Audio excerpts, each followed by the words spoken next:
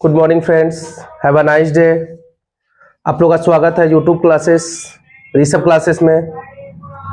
मैंने पिछले क्लास में आप लोगों को प्रतिस्थापन विधि बतलाया था और आज विलोपन विधि बतलाने जा रहा हूं, तो कृपया ध्यान से देखें और विलोपन विधि सीखें, क्योंकि 10th बोर्ड में एग्जाम में कोई भी विधि से आपको हल करने दे दिया जाएगा तो उस समय आप वहां पे फंस सकते हैं। इसलिए वीडियो को ध्यान से देखें और पूरा देखें, जरूर सीखिएगा। आइए क्वेश्चन को देखते हैं। यहाँ पे हम लोग का समीकरण है कि x plus y is equal to 5 और दूसरा जो समीकरण हम लोग का दिया हुआ 2x minus 3y is equal to 4। विलोपन विधि में हम लोग ऐसा करते हैं दोस्तों कि यहाँ पे हम लोग x वाले टर्म को या फिर y वाले टर्म को, दोनों को हम लोग को क्या करना पड़ता है, इक्वल करना पड़ता है, यानी बराबर करना पड़ता है। यहाँ पे देखिए x है तो x के पास कुछ नहीं मतलब 1 है और यहाँ पे 2x है। इसका अर्थ यह है कि ये दोनों इक्वल नहीं है, बराबर नहीं है।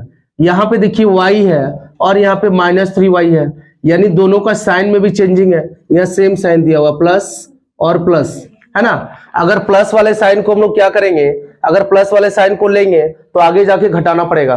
घटाने पे साइन क्या होता है, चेंज होता है। और अगर डिफरेंट साइन को लेंगे, यानी जो अलग साइन दिया हुआ जैसे प्लस और माइनस, तो इसमें क्या लिखेंगे कि समीकरण को जोड़ने पर हम लोग क्या करते हैं कि उसे हम लोग घटाते नहीं है, तो हम लोग क्या कर सकते हैं कि उसको आगे कैलकुलेट कर सकते हैं।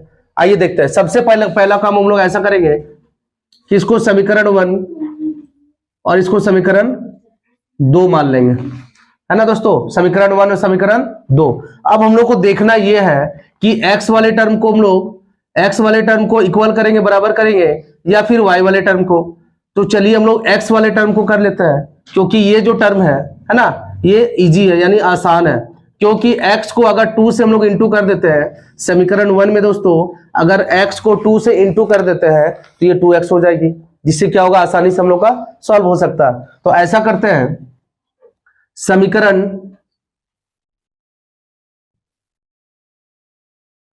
1 को समीकरण 1 में लिखते हम लोग। समीकरण 1 में 2 से गुना करके, 2 से गुना करके हम लोग लिखते घटाने पर। क्यों दोस्तों, मैंने अभी बताया कि यहां भी प्लस है और यहां भी प्लस है, यानी दोनों का साइन सेम है।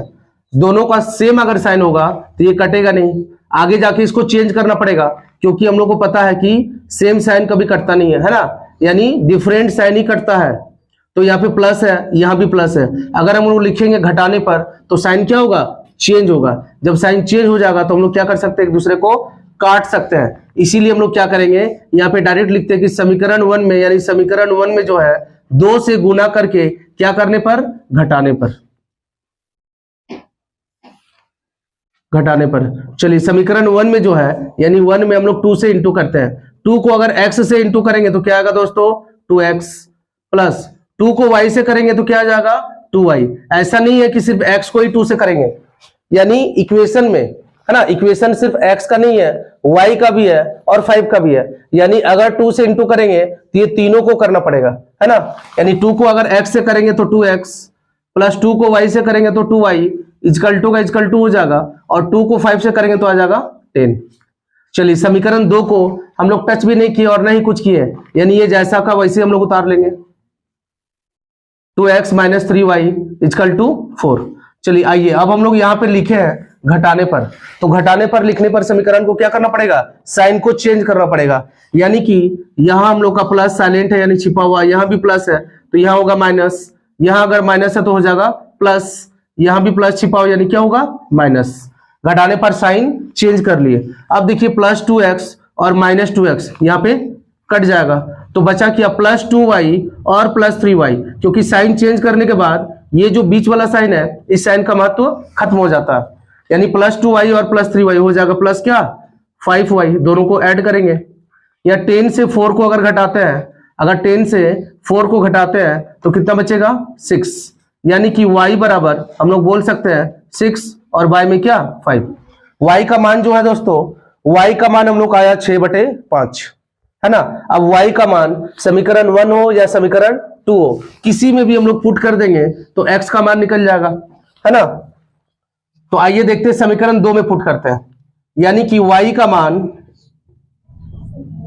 y का मान समीकरण 2 में रखने पर, y का मान किस में रखेंगे दोस्तों?